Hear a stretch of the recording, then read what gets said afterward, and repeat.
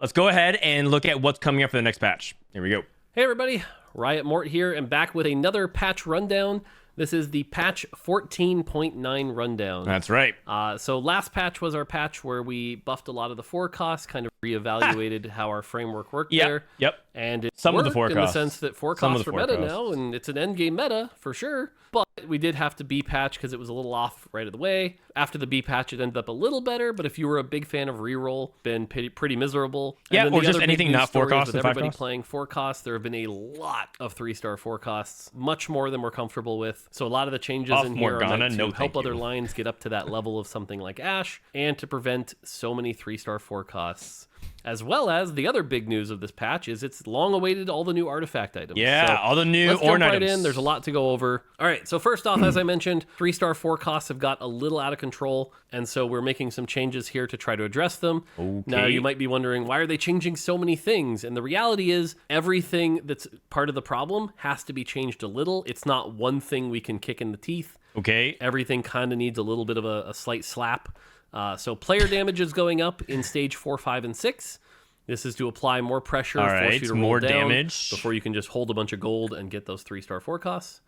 We didn't want to apply it to stage 2 and 3. Sometimes stage 2 especially, you don't have a ton of control over the game, so losing a bunch of health when you feel helpless feels really bad.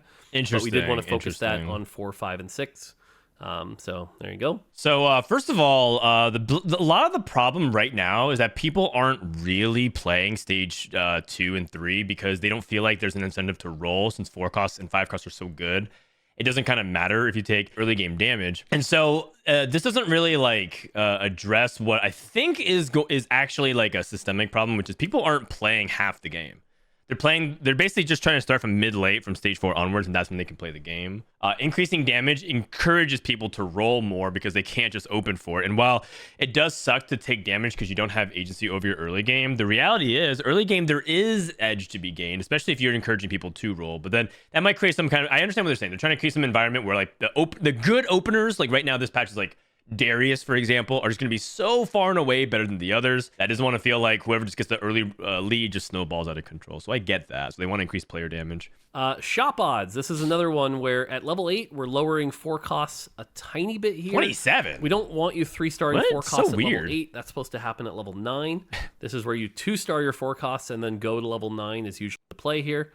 So that's just going to go down 2%. What's Frodan doing? And then level 9, if you do get there and have a ton of gold, it's just way too easy to hit. So 4 cost odds are going down here.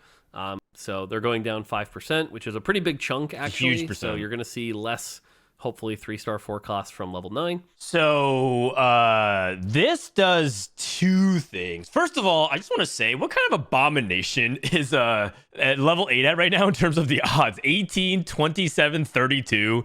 It just feels like a weird hodgepodge of numbers at this point. It's like kind of hard to grasp. Like technically, like you're twice as likely to hit a 2 cost per window shop, or like 50% more because it's 9 over 18. It's just kind of weird. What this makes is it's harder to 3-star 4 costs. He's right, but this also makes it harder to hit 2-star 4 costs. And that's going to create a situation where maybe it's going to start over calibrating the other way as well, which is like people are going to hit fewer 4 costs, pulling fewer out of the pool, making it less consistent for you to be able to hit things and even stabilize. Assuming 4 cost 1-star is not stable enough. Some boards right now can. This is a small but big deal at 8. And this is a huge deal at 9, because at 9, you're basically increasing since you hit 1 cost. I mean, if you're playing a vertical, let's say you're playing like Mythic and you need to go back for Cho'Gath and Kog'Maw, trying to go 10 Mythic. I mean, that's nice. That's a huge buff to that. If you're playing Heavenly, this is a Heavenly buff for like Malphite and Kha'Zix. Not really anything else though. It's gonna be so troll. There's gonna be somebody rolling at 9 and their window is gonna be like 1 cost, 1 cost, 1 cost, 2 cost, 1 cost, and they're gonna be like, how is this a level 9 shop? 15 is surprising. It's 50% more likely than before.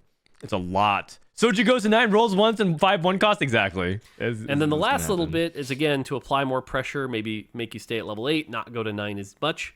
Level 8 to 9 is going up 8 gold. Oh my. Level 9 to 10 is actually going down 4 gold. And the idea here is like, hey, maybe instead of just sitting there re-rolling on 9, you actually consider going to 10.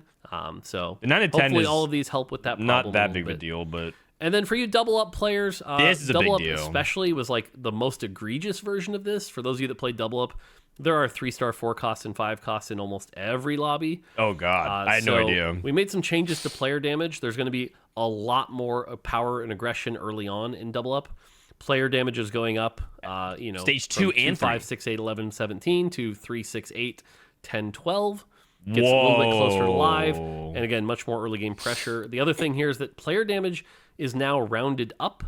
This should make it so if you take like 5 damage, which would have been rounded before to 2.5, now you just take the 3.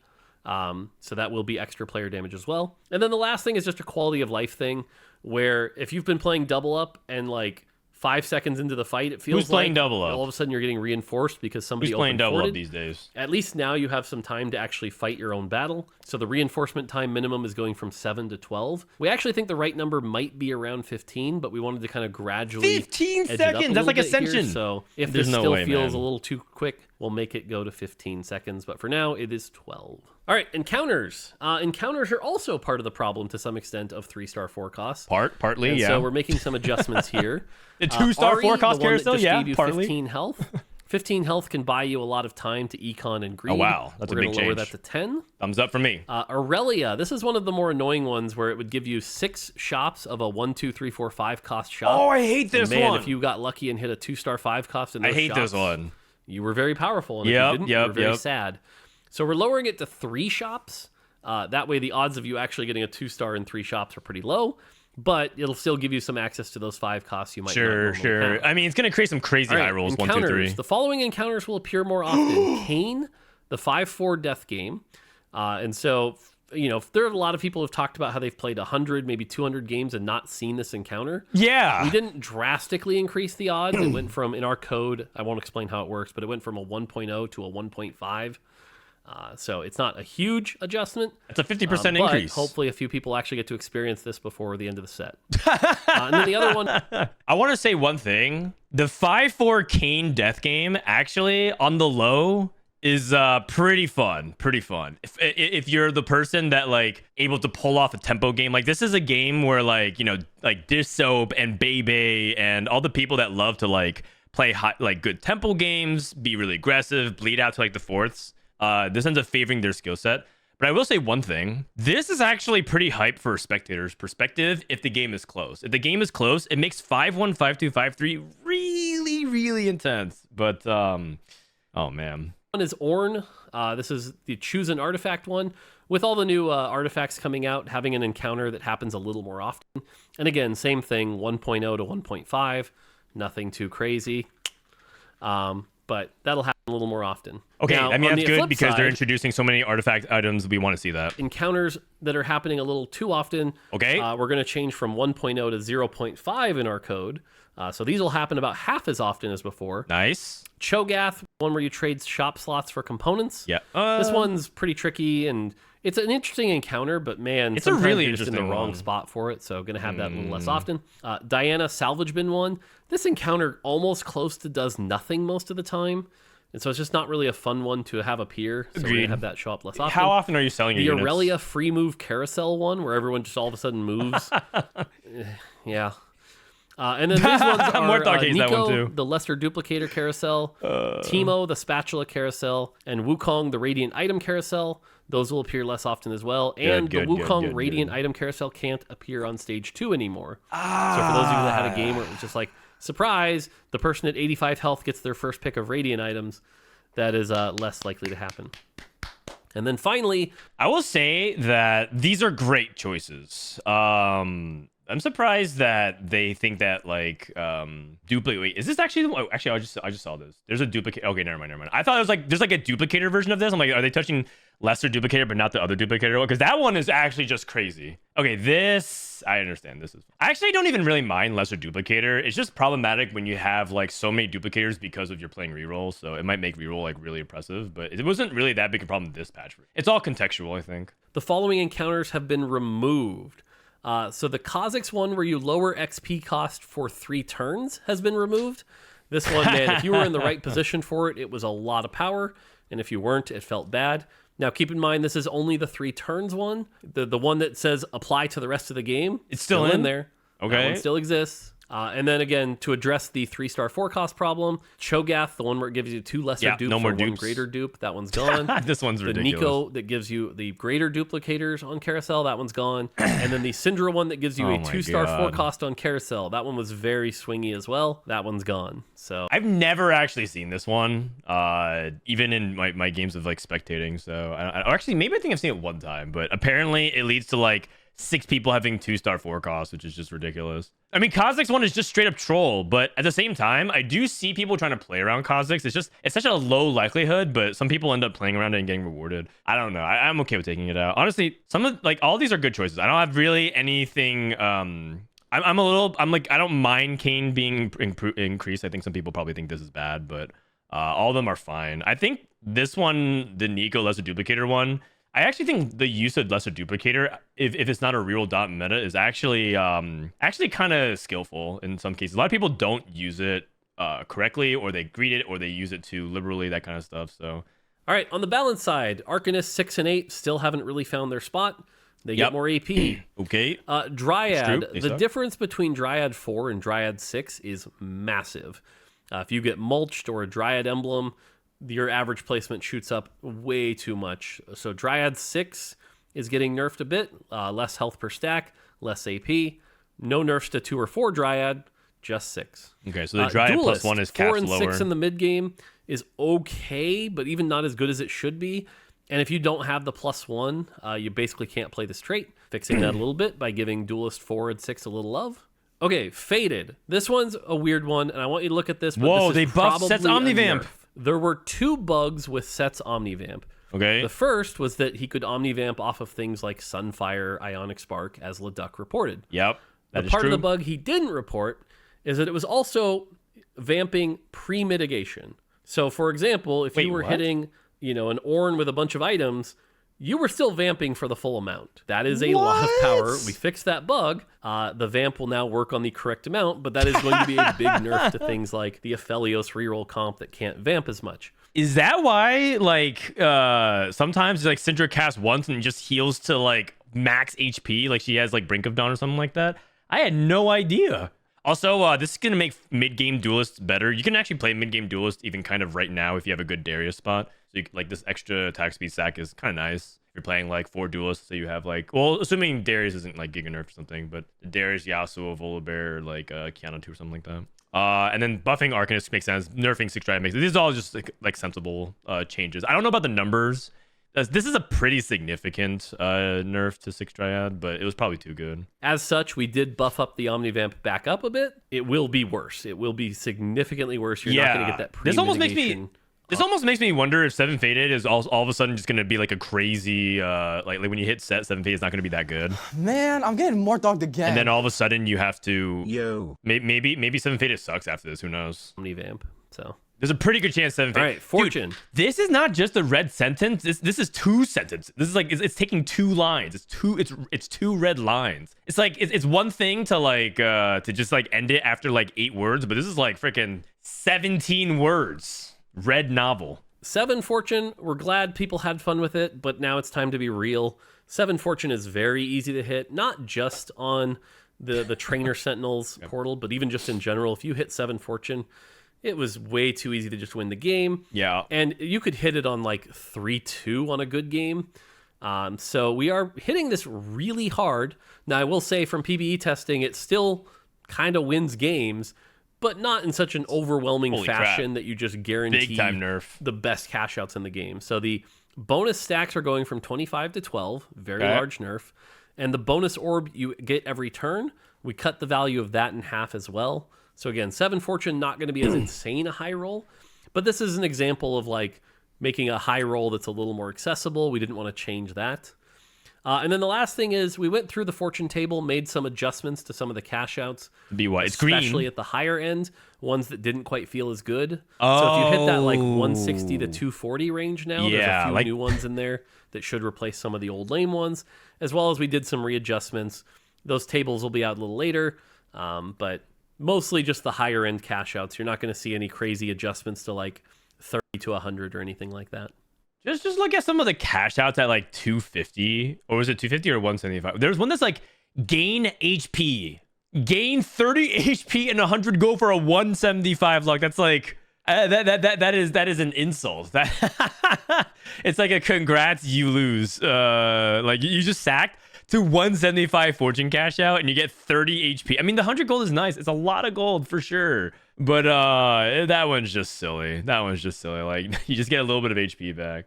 Heavenly gets our big rework this trait or this patch.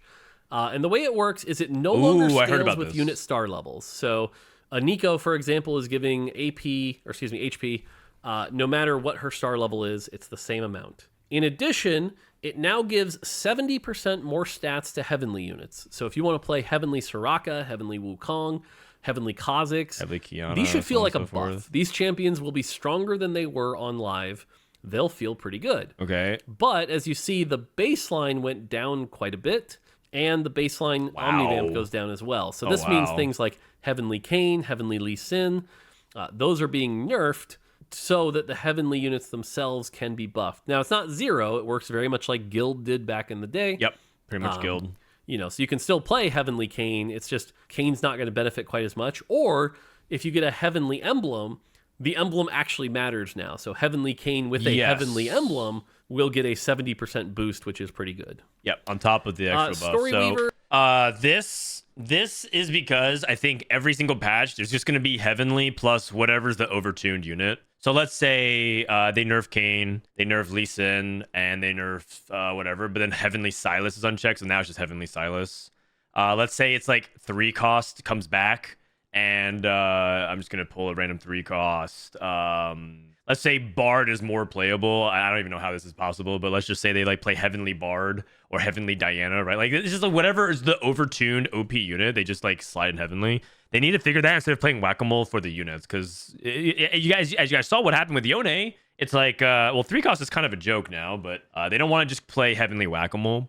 And this actually works a lot like Guild from set 7, which was actually a really well-received trait. The only thing about it is that Guild actually activated on 1 unit, which was cool. So if you played 1 Heavenly, like just to Qiyana, you would still get the bonus. I don't know if this ends up making Heavenly feel a lot weaker, but I understand why they changed it. I think it's a little bit less cool that they're nerfing as such a big support trait, because I think Heavenly is cool to like buff your team. But hey, maybe like reroll Qiyana becomes a thing. Like Appy's put out a video about reroll Qiyana.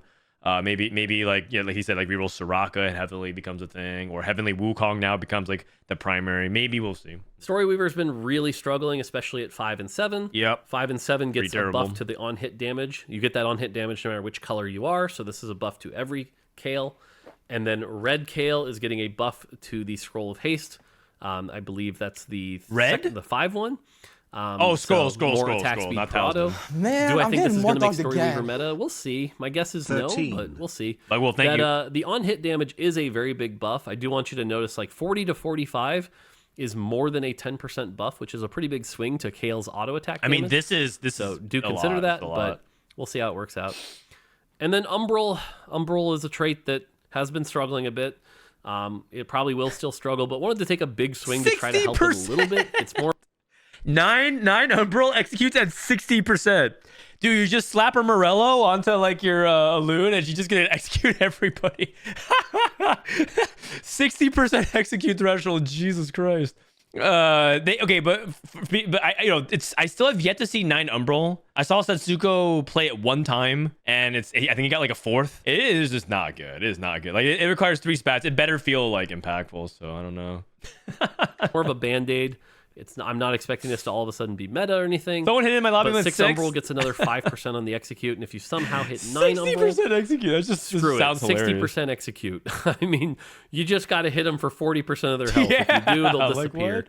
That's a lot of power there. Hopefully, 9 Umbral will like function.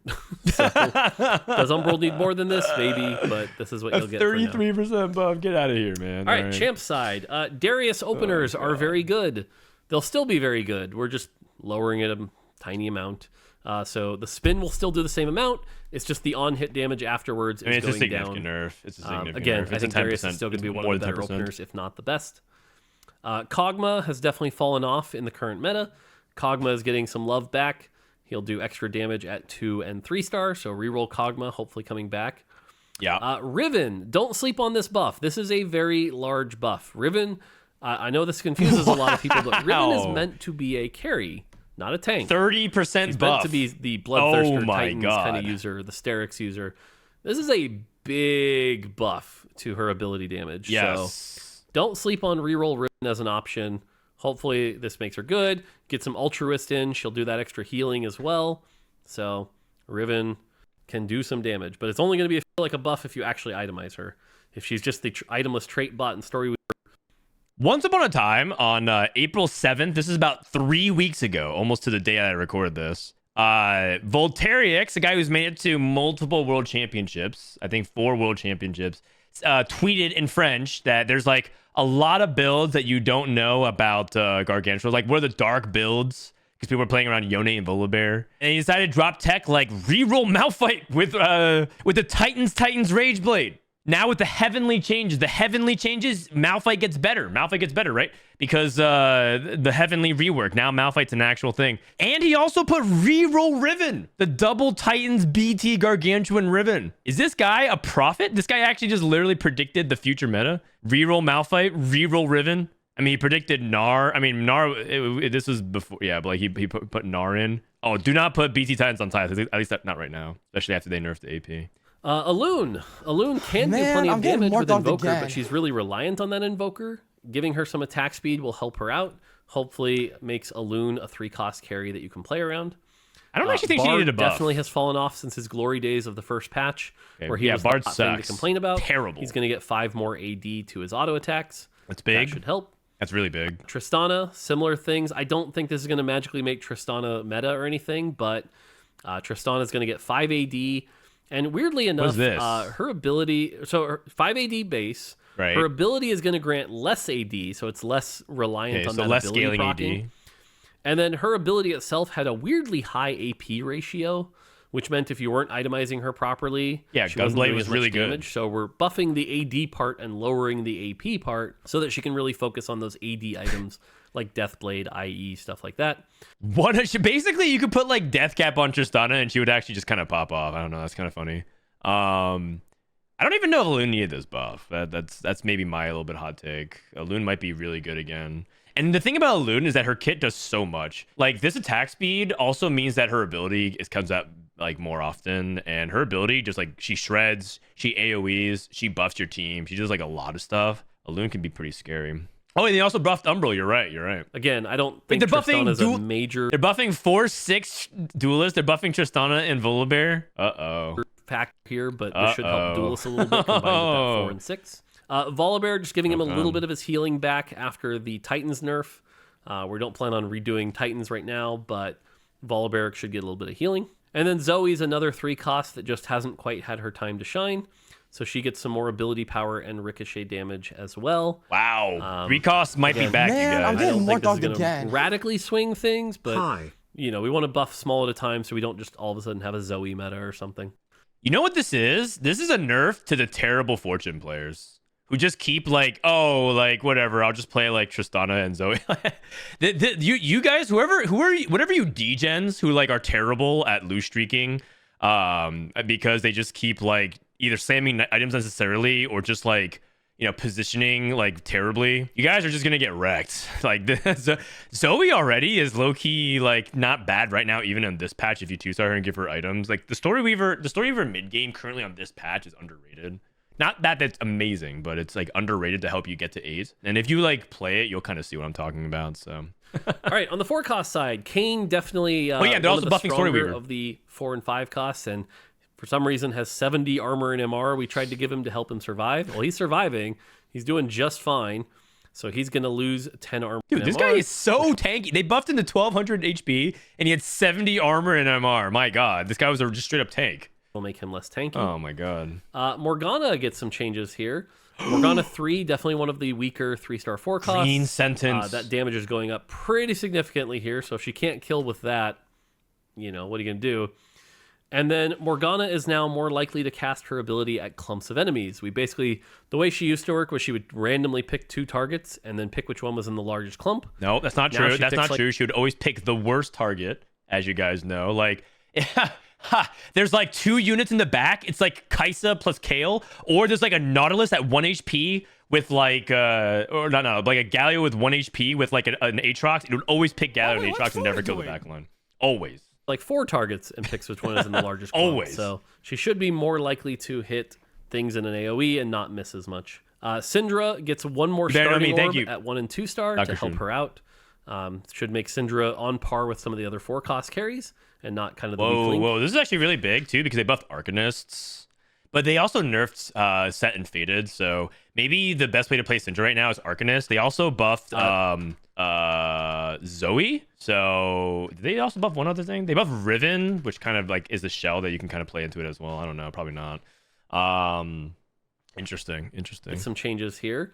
Morgana 3 definitely. Oh wait, yeah, sorry. And picks which one is in the largest clump. So she should be more likely to hit. This is a pretty sizable buff.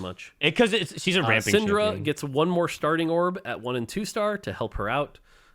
Should make Syndra on par with some of the other 4-cost carries and not kind of the weak link. And then Lissandra, certainly the hot topic right now that everyone's pretty frustrated with. Real hot. Gets out pretty light, honestly, for this patch. She loses 100 health. She kind of got overbuffed on the health side of things. Kind of. And she's going to drop loot a little less often, goes from 50 to 40.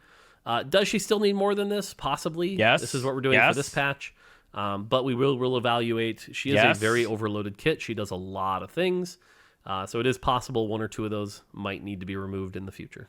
I think Lissandra, I think she might need a slight mana increase. I want her effect should be good. Like you don't want it to just be like, well, nerf her stun, nerf just like. But I think she probably could use a slight mana increase so it doesn't come out as quickly, and then you don't have like nearly as many things snowballing because then she disables the front line, which helps you get through, and then she's able to survive and so on and so forth. All right, new support items. Ooh, there are 5 new support items that you can find if you play something like. The augment that gives them or hit any of the portals. There are 5 new choices.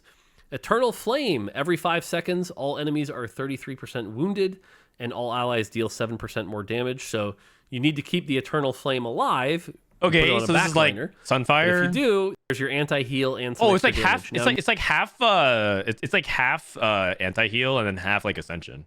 Notice it's not burn. It's just the wound, so you get the right. So they don't heal, but you don't burn them. Grants health and Omnivamp to people in the front row. Really good for like Kayn in the front line, Lee Sin, stuff like that. Really good for frontliners. Okay, so it's like Banshee's Veil that gives you like adjacent 1 to the left and to the right, but Omnivamp and HP instead of just CC immunity. Moonstone Renewer. Every 4 seconds, shield the 2 lowest % health allies for some extra power. Can keep them alive. Also works pretty well on frontliners if you're running like a put this with a ghostly. Pretty abstract. So you want to put this on the backliner then because you don't want this to die. So you want to put this on like a Janna or something like that in the back. I'm not sure. Comp. It'll keep the Kayn alive. And then my 2 favorites here. I really like these ones. Spite. When this unit dies, reduce the attack damage and ability power of enemy units within 2 hexes by 40% for 10 seconds. And allies within the explosion range gain 20% AD and AP for the same duration. So if you really want to make a Kayn stop doing less damage, have him kill somebody with Spite, and for 10 seconds he loses 40% of his power. So pretty cool. What the heck? Really good way to slow down other This looks crazy. Damage. This looks crazy. Anti-duelist for Wait a second. How many? They better not print assassins ever again. If you put this on like, let's say Kha'Zix is a 1-star assassin right now, or 1-cost assassin, you just put him in the back. And then he just dies and explodes. And then your team just loses like 40% damage for 10 seconds. Oh my god. Oh yeah, you could just do that with Yone right now. Yeah, you can have Yone die. What the heck? Yeah. This is crazy. And then the other one I really like, this one's pretty fun. I'm not going to claim it's powerful, but it's fun, is Unstable Treasure Chest. When the holder dies, grant 3 completed items to nearby allies. Okay. And so you can put this on a frontliner. Oh, I've seen this before. This looks actually really good. Items to your backliners or other carries. Pretty cool. I'm not claiming it's powerful, really cool. But it's fun. So it's like when you're playing like right now, if you're playing like Trick Shot Bruisers and you're like, what item do I ever give like Riven or like some of these other units that like you don't really want to itemize? You can always give them something like this. It's always like the unit in the front that you don't really care about itemizing very much right now. You can always just like have this. It's actually pretty good. All right, 20 new artifacts. I'm gonna go through these pretty quick, but we have 20 new artifacts. Oh man, new things to play. Now our goal with these artifacts is that with the core item system, over time we've had to make the items more generic so that they can be pretty flexible, right? Sure. This is like Bloodthirster, for example, getting AP these are and specialized. AD, so you can use it on Silas or Lee Sin. Okay. And so items have become pretty generic. True. And we wanted a space where we could take items and instead go, no, these are much more unique. These are interesting outputs and transform characters into cool new ways to play them. Yeah. So that we still have a space to do that while keeping the core item system relatively flexible. Okay. And so a lot of these items are designed to maybe only be good on 1 or 2 champions per set, but do that in a really cool way that transform them into fun things they might not normally do. So we have Suspicious Trenchcoat, generally gives some health and attack speed, and then when they hit 50% health, they split into 3 copies of themselves, each with 33% health. So isn't this really good with Lysandra? Yeah, you get 3 Lysandras now. Pretty cool on frontline, can do some interesting things with other combinations of items.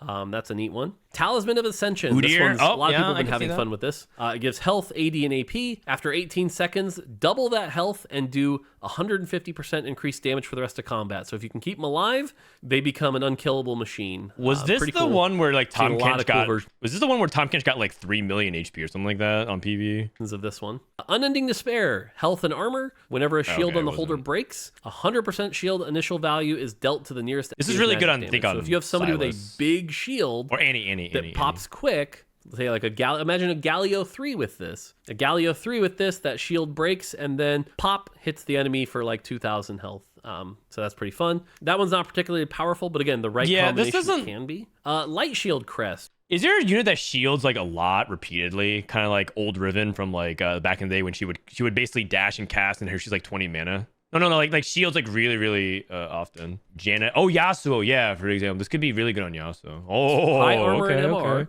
And if you give even more armor and MR, every 3 seconds shields the lowest percent health ally for 50% of the holder's combined armor and MR. And then on death, grants the shield to all allies. And the shield lasts forever, so you can kind of stack it up. Pretty neat. Innervating Locket. This one's really powerful on 3-star tanks. Sorry, I'm covering part of it as well. If you see a 3-star tank with this, be afraid. The holder gains 2% of their total mana whenever they're hit by an attack. Okay. So if you want them casting their spell a lot, this one's really good. We can't read half the sentence. And then each cast restores 20% of the holder's max health over 3 seconds. I had a really good game with Diana 3 with this that no one could really take down. Isn't this bananas on Silas? It's very good on 3-star tanks. Isn't this bananas on Silas? What? Hold on a second. Okay, whatever. We don't have time. We can't go too much into it. After killing the target, shed all negative effects. So if you're like burned or wound, anti-healed, gone. Dash to the farthest enemy within 4 hexes, and your next 2 critical attacks deal 60% bonus critical strike damage. Very good with Kayn. Yeah. Very good with champs like Lee Sin. Yeah. Pretty fun with it. Who loves assassins? Where's that Reddit post? Positioning doesn't matter, right? Oh, hold on. And you shed negative effects. That's crazy, man. You just can't CC this guy. He just kills, sheds CCs, and then he just assassinates your bat. Oh. Taco Bell Wi-Fi is about to hit Challenger. Taco Bell Wi-Fi is about to hit Challenger. Oh my god. Pretty cool. Can make those characters feel more assassiny. Mittens. I love this one. The tiny little mittens. It's even adorable how small the icon is. Shrinks the holder, granting them increased movement speed, 20% damage reduction, and immunity to chill. Very good on frontliners. Yeah. Imagine a Lee Sin with this. You get 60% attack speed, 20% DR, and you can't be chilled. So pretty good. Lee Sin has no chill. I mean, this is like, so you're immune to chill from like Morgana and Eternal Winter, I guess. Is there any other chill effects? Rapid Fire Cannon. It's back. It's an artifact. It's even stronger than it was before. It's 50% attack speed, gain 1 range, and then anytime you kill somebody, gain another range. Probably my favorite one I've seen with this is Kiana. You know, she can get that +1 range, and then that keeps going, and by the end, you're throwing discs all over the map. Pretty fun. Horizon Focus. This is gonna be one of the more fun. This one's a tuber. This is like a tuber generator one. You're gonna have some really weird builds with this. Gives health, mana, armor, and MR. Oh, the shit! Stunning an enemy hero causes augment. lightning to strike them, dealing 30% of their max health as magic damage. That. It's supposed to be really good on champs like Nautilus, gives them tanky stats, and then makes their stun also do damage. One other one that's okay with this is Lux, although now the item doesn't give any AP, so it's not quite as good as it was with Lux as it was on PBE. If we have to in the future, we'll consider adding can only proc on each enemy once per fight, claws. Isn't this on does stuff like Lysandra all count as the stun as well, or no? I can't tell. But like basically, like you could put this for Lysandra for the starting mana, and she's like, she just gets all these frontline stats, and then you can just have Lysandra hold on to this item. For now, consider it on champs like Lux and Nautilus. That's who it's intended on. Forbidden Idol, health, armor, MR. Shields have 50% of their value converted to max health. Really good with like the Garen hero augment. Was this the Tahm Kench? If you shield yourself for 400, one, I think. Instead you shield yourself for 200 and gain 200 permanent health. If you can have a way to get that back with things like redemption, you can end up very powerful. Tahm Kench is especially strong because his shield is relative to his health. So the more health you gain, the shield gets bigger. Repeat. Scales ad like nauseam. 3 million on PvE. Pretty powerful if you can get that going. Silvermere Dawn. This one's an interesting one. 165 AD, which is massive. That's an insane amount of AD. What? 50 armor, 50 MR. So just a ton of stats on this thing. How much is Radiant Deathblade? Isn't it like 110 or something like that? This is like a Radiant Deathblade and a half. This thing is 105. Oh my god. What the heck? And you gain immunity to stun. So that's cool. And every auto stuns them for 0.8 seconds. So you walk up with a very slow auto and you go donk and it hits really hard and they're stunned. And then you do it again. The problem is your attack speed is now locked at 0.5. You cannot make it faster, which means every 2 seconds, donk. Okay, so how does this work on units like Irelia? Does anybody know? Because Irelia is like, it's kind of hard to understand. Attack speed, but it hits really hard. It's pretty fun. Really good on an off tank. It's a really good off tank item. So takedowns, so it gives 25 AD. Don't pay out. Don't pay out. And MR. Takedowns increase the holder's armor, MR, and ability power by 10. Increase to 15 if they score the kill. Really good on someone like Silas. This will just help him get bigger and bigger as the fight goes on. Blighted Jewel, 40 AP. Dealing magic damage reduces the target's magic resist by 3. If their magic resist is 0, this grants the holder 5 mana instead. Very good on dot champions. This is designed to be the dot AP caster item. So obviously that means like Teemo and Morgana are the biggest benefactors. If you can get a Teemo with this, it can do some work. It has been nerfed since PvE, but it's still a very good item. That looks potentially really good. Really good. So it's kind of like giving you a bunch of like raw AP like death cap and then like a little bit of mana as like adaptive.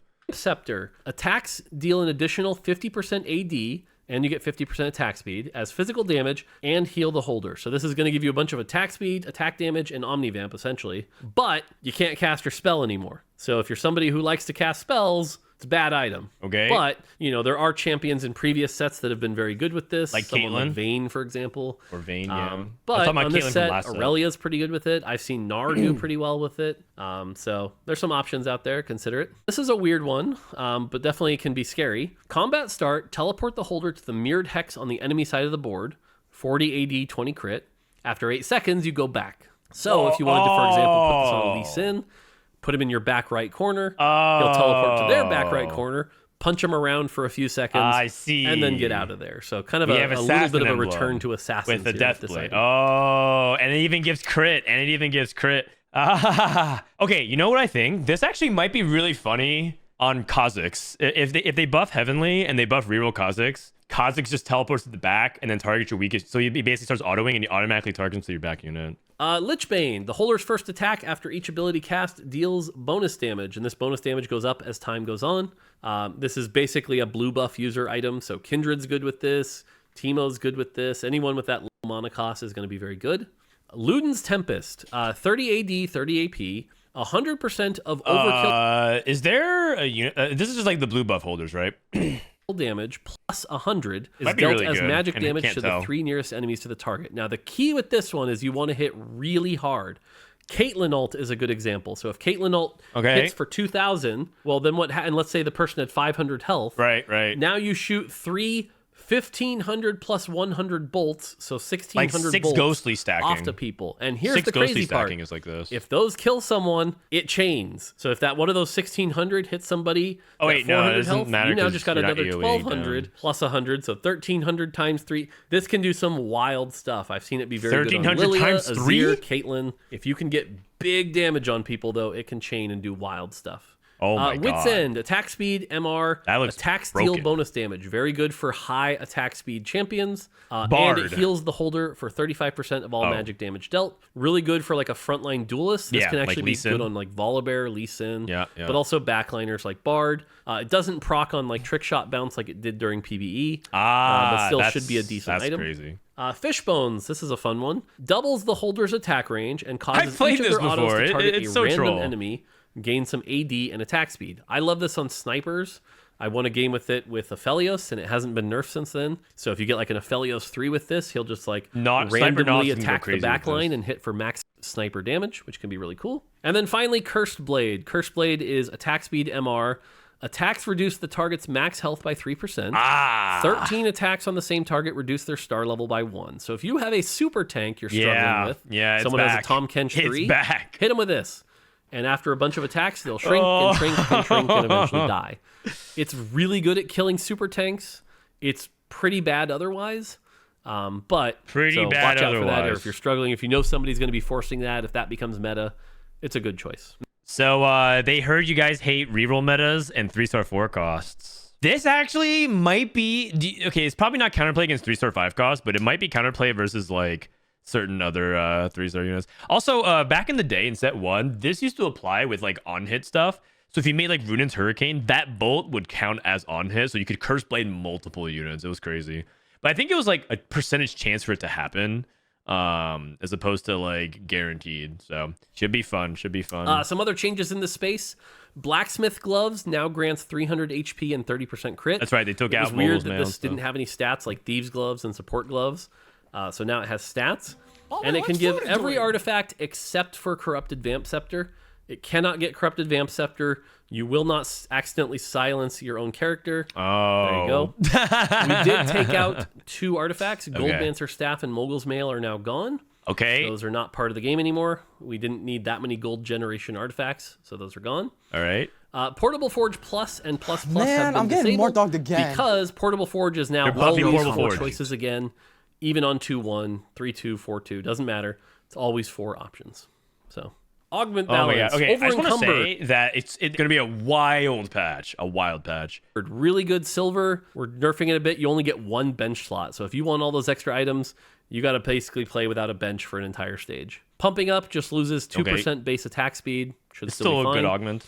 Triforce 1, if you want to play some 3 costs, they're going to get 50 extra health. You're buffing all the 3 costs. Big gains, an extra 20 health to get you started. Built different, clearly one of the biggest benefactors of the 4 cost meta, is going to be nerfed at basically everything except the early game. And even the early game loses some attack speed. But you're going to see a lot less health on Built Different. Should bring that down. Call to Adventure, you're going to get more HP and AP per stack. Dragon's Spirit should be able to get you those item components quicker. You only need 7,000 instead of 8,000. Okay. Dynamic Duo is now get a 5 cost, a matching champ, and 20 gold. So very much a gold econ augment on 4-2. That's a lot of gold. Learning to Spell gives you 8 more AP to get you started.